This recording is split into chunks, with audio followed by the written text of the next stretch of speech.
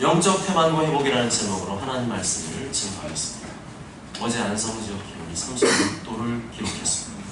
제가 우리 교회에 부임한 이후로 제일 무더운 날씨였던 것 같습니다. 당분간 그 온도를 계속 유지한다고 하니까 건강에 각별히 유의하시기 바랍니다. 제가 처음 군생활 할 때에도 아주 더웠던 기억이 납니다.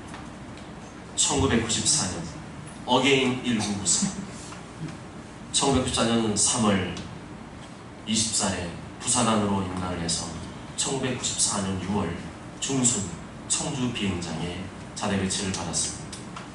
그때는 하사신참이다 보니까 소속된 부서에 쓰레기장 수거 책임을 맡게 되었습니다. 예, 짬밥이 짧으면 그런 걸 하는 거예요. 지금야 함부로 쓰레기를 수확하면 벌금을 물게 되지만 그때는 그렇지가 않았습니다. 어지간한 쓰레기는 전부 다 소각장에서 소각을 시켜버렸습니다. 그때가 7월달이었는데 지금도 기억해요. 엄청나게 더웠습니다.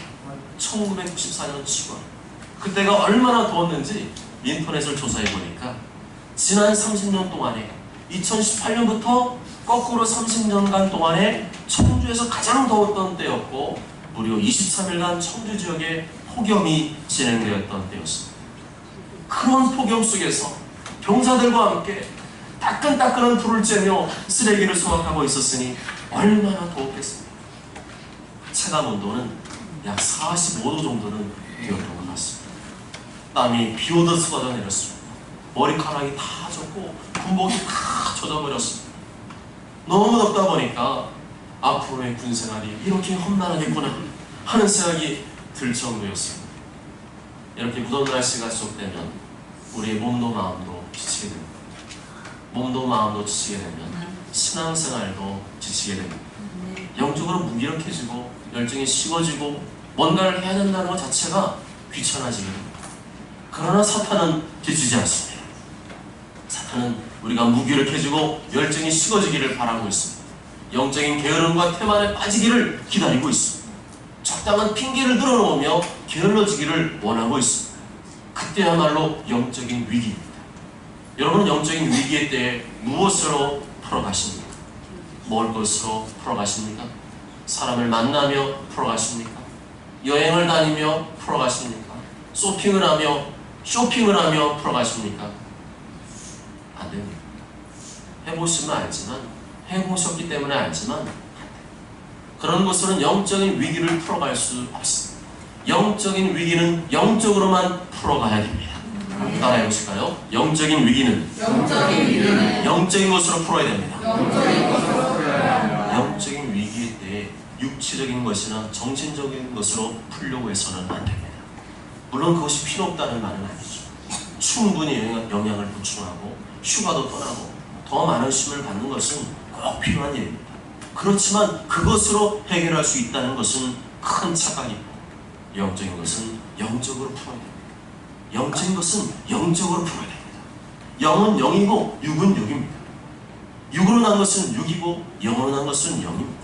성령으로 거듭나지 못하면 천국에 들어갈 수 없다고 예수님 말씀하셨고 그 사실을 놀랍게 여기지 말라고 하셨습니다. 예수께서 대답하시되 진실로 내게 이르노니 사람이 물과 성령으로 나지 아니하면 하나님 나라에 들어갈 수 없느냐. 육으로 난 것은 육이요 영으로 난 것은 영이니 내가 내게 거듭나야겠다는 말을 놀랍게 여기지 말라. 영과 육은 분리되지 않지만 기본적으로 영적인 것은 영적으로 풀어야 되고 정신적인 것은 정신적으로 풀어야 되고 육적인 것은 육적으로 풀어야 됩니다. 무더운 여름철 잘 쉬고 잘 드십시오. 그리고 말씀과 기도에 집중하십시오. 덥다고 귀찮다고 말씀과 기도와 예배를 게을리하게 되면 사탄이 내 마음과 생각이 침투하게 됩니다. 내 주변의 사람과 환경 속에 점점 더 많은 지뢰를 매설하게 됩니다. 지뢰가 많아지면 많아질수록 폭발할 확률도 높아집니다. 그러다가 지뢰를 밟으면 꽝 하고 터지게 됩니다. 안 그래도 덥고 힘들어서 짜증나는데 뚜껑 열리는 일이 여기저기서 꽝 하고 터질 수 있습니다. 우리는 잊지 말아야 됩니다. 영적인 것은 영적으로 풀어야 됩니다. 육적인 것은 육적인 것으로 풀어야 됩니다. 육적인 지뢰를 제거하기 전에 먼저 영적인 지뢰를 제거해야 됩니다. 영적인 지뢰와 육적인 지뢰는 서로 연결되어 있기 때문입니다. 그렇지만 모든 문제의 쥐의 제거는 순서대로 풀어야 됩니다. 어떻게 풀어야 되냐고요? 순서대로 풀어야 돼요. 쥐를 제거할 때 그냥 막 달려들든가요? 순서가 있습니다. 매뉴얼을 따라서 순서대로 풀어야 쥐를 제거할 수 있습니다. 성경에서도 순서는 매우 중요합니다. 질서 있게 순서 있게 신앙생활하는 것은 너무나 중요합니다. 먼저 영혼이 잘 돼야 합니다. 영혼이 잘 돼야 됩니다. 영혼을 다 죽여놓고 다른 것이 잘 되길 바라십니까? 내 영혼밭에는 가시와 잡초와 엉겅퀴로 가득한데 다른 것이 잘 되길 바라십니까? 영혼이 잘 될 줄 믿습니다. 영혼이 잘 될 줄 믿습니다. 영혼이 잘 될 때 나머지도 잘 되는 줄 믿습니다. 나머지 것은 잘 되고 있는데 내 영혼은 망가지고 있다면 그것은 지금 잘 되고 있는 게 아니에요.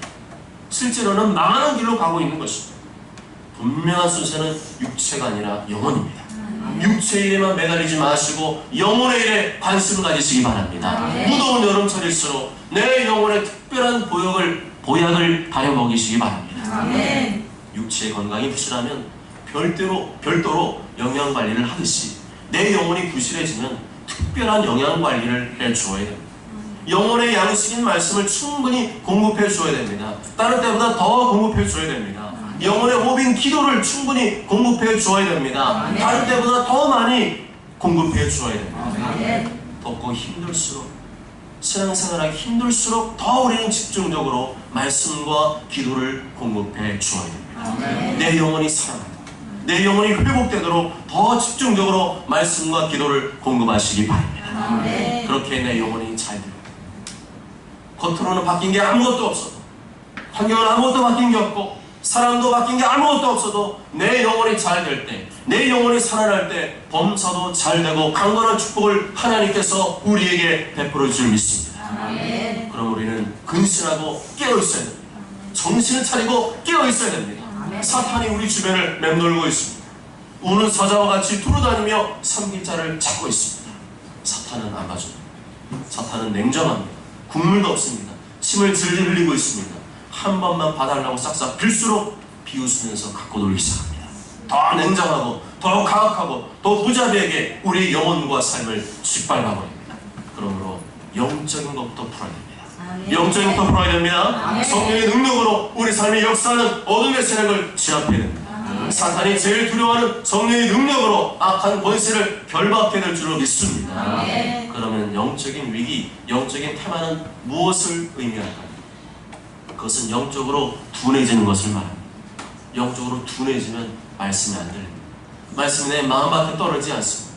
받은 말씀도 금세 사라집니다. 기도가 안 되고 막힙니다. 기도가 허공을 칩니다. 찬양에 힘이 없고 찬양에 감동이 없습니다. 봉사원신을 통한 기쁨과 감사가 사라지고 스트레스와 부담감만 밀려옵니다.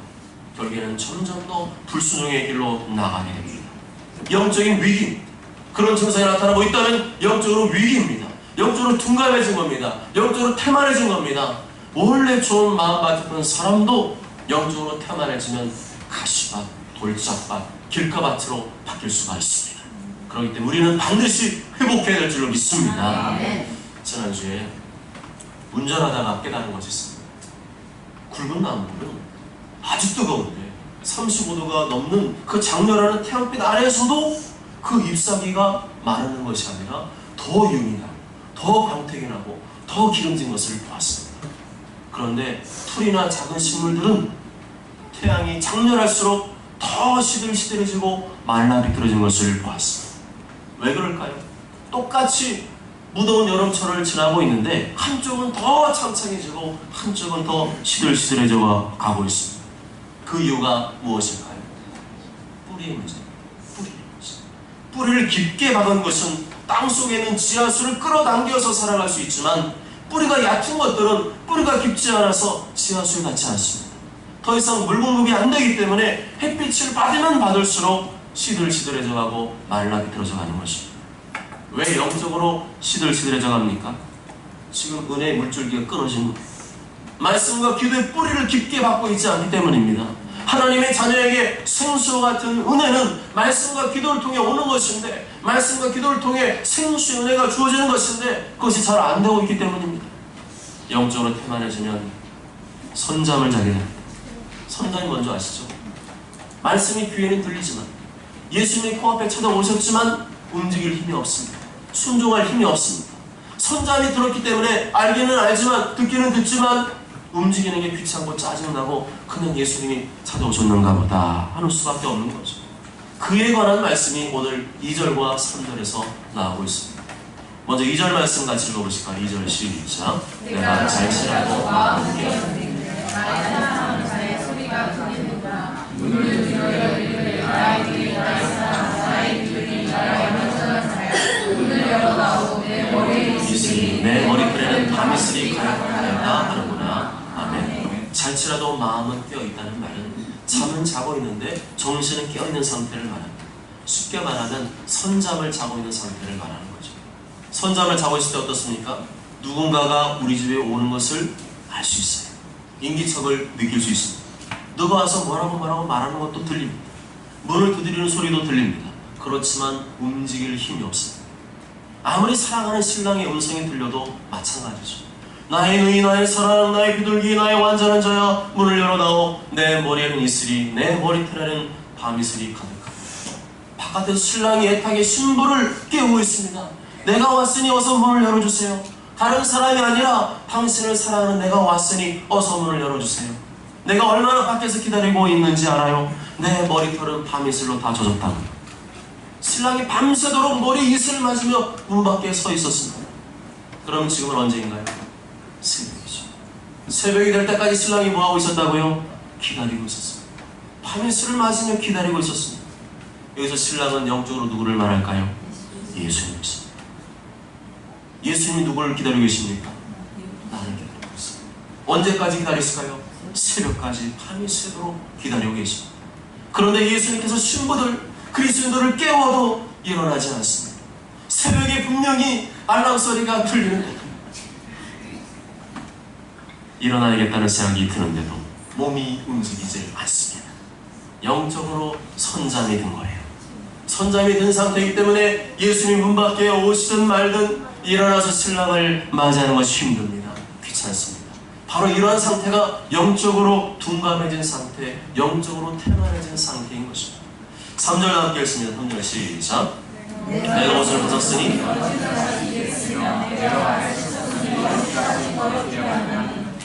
예수님이 오셔서 그리스도인들을 깨우고 있는데도 그리스도인들이 꼼짝도 하지 않습니다. 몰라서가 아니에요. 안 들려서가 아닙니다. 다 알고 다 들립니다. 그리스도인들이 영적으로 둔감해지니까 태만해지니까 예수님이 아무리 두드려도 꼼짝하지 않습니다. 그리고 신부는 내가 신랑에게 문을 열어드릴 수 없는 이유를 나열하기 시작합니다. 나는 지금 외출복을 벗었어요. 이미 편안한 옷으로 갈아입었습니다. 발도 씻었고 양치도 다 했어요. 이 상태에서 움직이면 또다시 발을 닦아야 되는데요. 신부는 온갖 핑계를 대며 문을 열어주지 않습니다. 그런데 그렇게 온갖 핑계를 대며 자기 변명을 하는 사이에 예수님을 너무 오랫동안 문 밖에 세워두는 무례함을 범하고 맙니다. 그렇습니다. 우리 눈에는 보이지 않지만 이 시간 말씀을 통해서 내 마음속에 예수 그리스도를 보여주십니다. 예수님 지금 내 문 밖에 서 계시다는 것이죠. 문을 열어달라고 지금 계속 노크하고 있다는 것입니다. 계속 3장 20절에 볼지어다 내가 문 밖에 서서 두드리노니 누구든지 내 음성을 듣고 문을 열면 내가 그에게로 들어가 그와 더불어 먹고 그는 나와 더불어 먹으리라. 아직까지 예수님을 마음속에 진실로 영접하지 못한 분이 계십니까? 예수님은 나의 죄를 위해 십자가에서 피를 죽기까지 해주셨습니다. 이 세상에 이만큼 날 사랑하는 분은 없습니다. 어디 있어요? 이 기쁨으로 예수님을 영접하시기 바랍니다. 또한 이미 마음속에 예수님 영접한 분들은 성경을 통해서 설교자를 통해서 온 성령의 감동을 통해서 들려주시는 주님의 음성을 들으십시오. 예수님을 바깥에 세워두는 무례함을 범하지 마십시오. 예수님 안다니까요. 다 알아요. 그런데 지금은 안 돼요. 지금은 열어드릴 수가 없어요. 예수님도 아시다시피 저는 지금 그럴 만한 상황이 아니잖아요.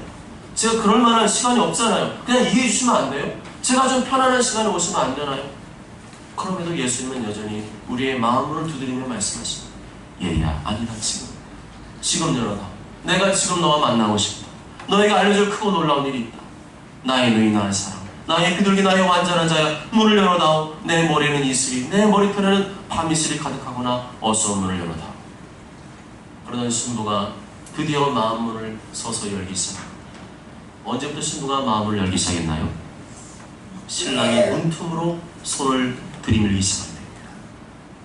신랑이 문틈으로 손을 들이밀었다는 것은 하도 안 열어주니까 어떻게라도 그 문을 따고 들어오고 싶어가지고 손을 쑥 집어넣는 거죠. 그러니까 문 안쪽에 있는 사람은 그 손가락만 보이고 그 손가락이 계속해서 그 문을 열고 싶어서 애타게 행동하는 것이 보여집니다. 이렇게 예수님은 포기하지 않고 끝까지 신부를 사모하고 그 신부를 만나기를 원하심을 알 수가 있습니다. 얼마나 신랑이 그 신부를 애타게 찾을까 싶습니다. 그 마음이 전달이 되니까 이제 신부의 마음이 열리기 시작합니다. 4절 5절 읽으실까요? 시작. 내 사랑자가 문틈으로 손을 들이밀 내 마음이 움직여서 일어나 내 사랑자를 위하여 울며 몰약이 내 손에서 몰약의 색이 내 손가락에서 문빗장에 떨어지는구나. 그렇습니다. 우리 신랑 되신 예수님은 절대로 나를 포기하지 않습니다.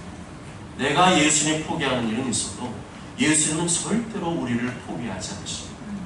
내가 아무리 세상 속에 빠져 있어도 내가 아무리 죄악 가운데 빠져 있어도 결코 포기하지 않고 나를 찾으시는 예수님의 애절함이 오늘 말씀을 통해서 우리에게 들려지고 있습니다. 이 예수님의 음성이 우리의 마음을 움직이는 것이 아닙니까? 언제 비행 청소년들이 뉘우치고 돌이킵니까? 부모님께 막 심하게 혼날 때입니까? 너 이놈 자식 왜 그랬어? 너 하지 말라 그랬지? 또 그랬구나. 이럴 때 마음이 열리든가. 부모님이 용돈을 많이 줄 때입니까? 이놈아 그러지 말아라. 내 돈 많이 줄 테니까 너는 다른 거 신경 쓰면 공부나 열심히 해. 부모님의 진심 어린 사랑이 느껴질 때입니다. 아멘. 남들은 다 손가락질하고 욕하는데 끝까지 나를 사랑해주는 부모님을 보았을 때 다 나에게 손가락질하는데 다 나한테 뭐라고 하는데 우리 부모님은 나한테 아무것도 하지 않으십니다. 끝까지 나를 기다리시며 눈물 흘리고 계십니다. 정작 내가 죄짓고 잘못했는데 마치 당신이 죄짓고 잘못한 것처럼 대신 사과하며 용서를 구하는 부모님의 모습을 보았을 때입니다. 우리 예수님이 그러셨습니다. 우리가 아직 죄인 되었을 때 죄악의 늪에 오적되고 있을 때 나의 죄를 지적하지 않고 대신 나의 죄를 위해 죽으셨습니다. 저들이 알지 못해서 그러는 것이라며 도리어 못난 우리를 변호해 주시고 두드려 주셨습니다. 그 사랑 앞에 우리의 마음이 녹아진 거 아닙니까? 그 사랑 앞에 우리의 마음이 열린 거 아닙니까? 그 예수님의 사랑을 믿고 확신하는 사람은 도저히 문을 열어드리지 않을 수가 없는 것입니다. 문을 열어드리십시오. 문을 열어드리십시오. 다시 예수님의 사랑이 녹아주십시오. 채찍에 맞으시며 그 모진 고통을 참으신 사랑, 끝까지 포기하지 않고 십자가에 풀으신 예수님의 사랑 앞에 진심 어린 회개와 찬송의 고백을 올려드리시기 바랍니다. 이렇게 신랑의 애절한 사랑과 정성에 감동이 되어 문을 열어줄 때 어떤 현상이 일어났나요? 신부의 손에서 뭐가 떨어졌나요? 몰약이 떨어졌습니다. 몰약이 즉이 떨어졌습니다. 액체라는 거죠. 이 몰약은 무엇을 말해주는 것입니까? 문자적으로는 향이 나는 향료의 일종입니다. 줄기와 가지에서 향이 뿜어져 나오는 발삼나무 들어보셨나요? 발삼향 그런 거 있죠? 그게 발삼나무의 향입니다. 발삼나무의 수액이 바로 이 몰약즙이에요. 이 몰약은 고대로부터 방향제, 방부제, 소독제, 위장약, 생리불순 치료제 등 약재로 활용되었습니다. 지금도 몰약은 강력한 염증 유발 생성 억제와 관절 강화 기능식품으로 사용되고 있습니다. 또한 이 액체 몰약은 동방 박사들이 아기 예수님께 경배할 때 바쳤던 예물 중에 하나입니다. 몰약은 싸우려가 아니라 몰약은 매우 비싼 예물이었습니다. 그렇다면 영적으로 몰약은 무엇을 상징할까요? 예수님께서 십자가에 죽으시면서 우리에게 주신 값비싼 몰약과 같은 것은 무엇일까요? 예수님의 보혈입니다. 예수님의 피, 십자가에서 흘리신 하나님의 아들의 피입니다. 우리가 그 피로 말미암아 모든 죄를 씻음받게 되었고 그 피로 우리가 거룩하고 정결하게 되었습니다. 그리고 마침내 영생과 구원의 복을 얻게 되었습니다. 할렐루야. 그렇습니다. 우리가 하나님께 마음을 열어드리는 순간 그 문 손잡이를 잡았을 때 축축하게 느껴지는 것이 바로 예수님의 보혈. 나를 위해 흘리신 예수님의 피를, 묻혀진 피를 보는 순간 우리의 마음이 완전히 녹아지고 열려지게 되는 것입니다. 그때서 비로소 신부가 제대로 정신을 차려. 예수님이시고 날 위해 피를 주신 예수님. 그때 문을 활짝 열어드립니다. 그런데 신랑은 이미 사라졌어요. 신랑을 아무리 쳐다봐도 대답이 없습니다. 발을 동동 구르며 성안을 순찰하는 사람들에게 물어보아도 알지를 못합니다. 도리어 순찰하는 사람들에게, 세상을 순찰하는 사람들에게 폭행을 당하고 겉옷을 빼앗기는 수치와 부끄러움을 당하게 됩니다. 그것이 6절과 7절의 말씀입니다. 6절, 7절 있습니다. 시작. 내가 백사람 자리에 물렸으나 그가 말할 때에 문이 닫았구나. 내가 그를 찾아도 못 만났고 불러도 응답이 없었노라. 성안을 순찰하는 자들이 나를 만나매 나를 쳐서 사망하게 하였고 성벽을 파손한 자들이 나의 겉옷을 벗겨 가져갔다. 아멘. 무슨 말씀입니까? 주님의 음성이 들을 때 미루지 말라는 것. 성경 말씀을 듣고 미루지 말라는 것. 아멘. 설교 말씀 듣고 미루지 말라는 것. 아멘. 성령께서 감동하신 말씀 듣고 미루지 말라는 것. 아멘. 주님은 그런 사람을 기뻐하지 않으십니다. 주님은 자꾸만 뒤로 미루고 변명하고 계산하고 합리화시키는 사람을 기뻐하지 않으십니다. 여러분 같으면 말만 많은 사람과 동역하고 싶으십니까? 주님 우리에게 그대로 즉시 문을 열고 순종하기를 원하십니다. 아멘. 무엇을 원하신다고요? 변명하지 않고 토달지 않고 들은 말씀 그대로 문을 열고 그대로 즉시 순종한 자를 원하십니다. 그대로 즉시 순종한 자들이 누구입니까? 하나님께 대한 부드러운 마음을 가진 자. 그분의 엷은 미소에 세상을 다 얻은 듯 기뻐하고 그분의 짧은 한숨에 가슴 아파 얼쩔쩔 몰라가는 부드러운 마음을 가진 사람. 주님 부르실 때 두말 없이 그 즉시 그물과 아버지를 버려두고 갔던 제자들. 하나님 부르실 때 갈 바를 알지 못하고 그 딕시 떠났던 아브라함. 이전에 극렬하게 교회를 박해했던 바울에 가라고 명했을 때 그 즉시 그를 찾아 나선 하나님. 성경 역사는 부자 역사가 아닙니다. 권력자들의 역사가 아닙니다. 성경 역사는 가난하든 부하든 세상에 성공했든 못했든 말씀 앞에 그대로 즉시 순종하는 부드러운 마음을 가진 자들을 통하여 하나님 나라를 이루어 가시는 줄 믿습니다. 아멘. 그냥 예수님 믿는 것으로 만족하지 마세요. 그냥 예수님 영접하는 것으로 만족하지 마세요. 그것으로 만족하면 주님을 위해 하나님 나라를 위해 일할 기회가 사라져버립니다.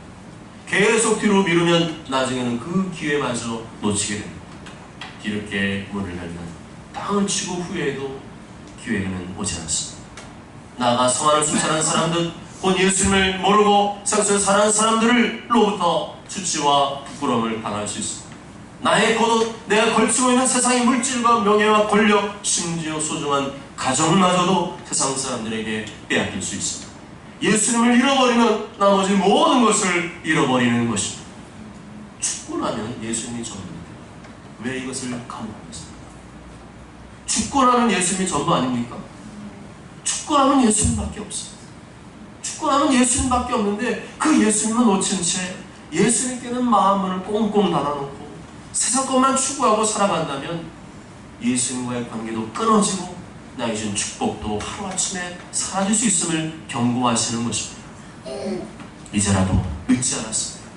영적으로 태만해지고 게을러져서 예수님 놓치고 있는 분이 계시다면 이제라도 늦지 않았습니다. 이제라도 당신의 소망과 사는 이유가 무엇이라고 묻는 자들에게 분명하고 확실하게 대답할 것을 준비하시기 바랍니다. 그 내용이 8절부터 16절까지입니다.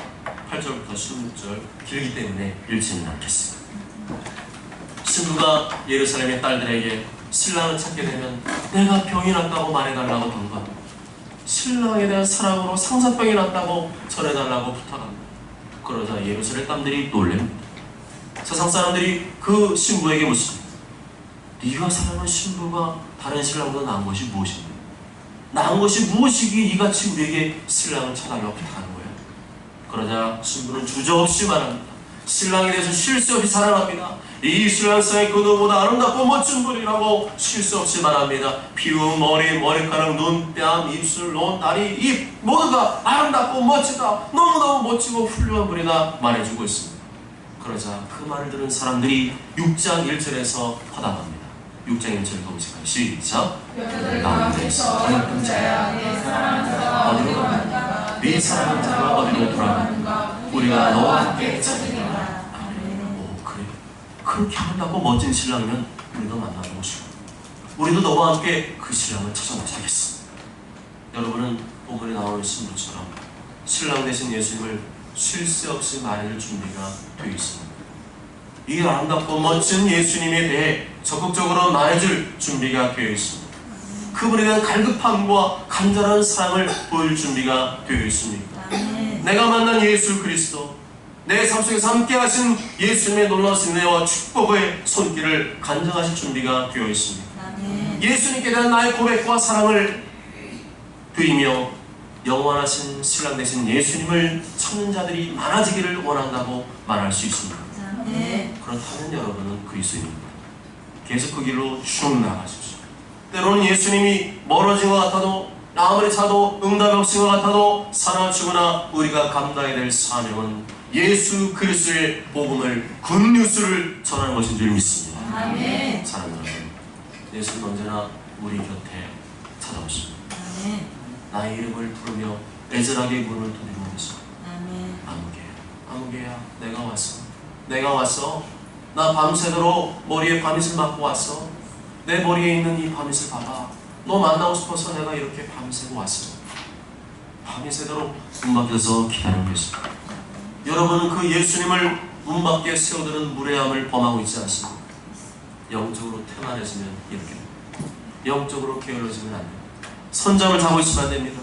영적으로 선잠을 자고 있으면 알아도 안 하게 됩니다. 들어도 하기 싫어집니다. 벌써 다 침대에 누워있고 다 씻었는데요 라는 변명만 늘어놓게 됩니다.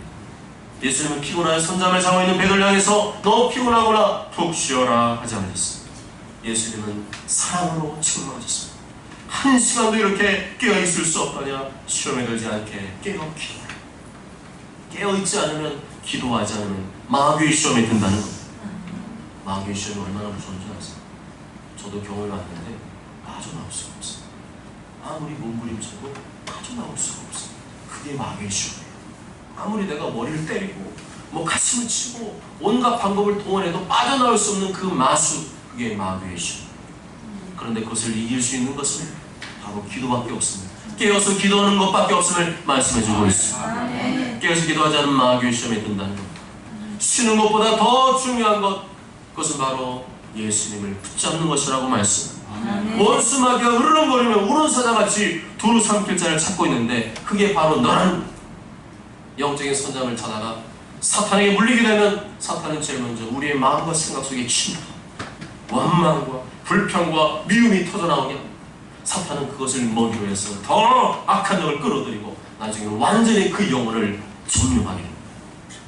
그것을 회복하는 비결은 오늘 말씀에 오직 예수님의 보혈입니다. 밤새도록 문을 두드리시는 동안 그 문 손잡이에 흥건하게 적셔진 것은 예수님의 보혈인 줄 믿습니다. 내가 널 위해 십자필로 죽었는데 이렇게 날 박해도 되느냐?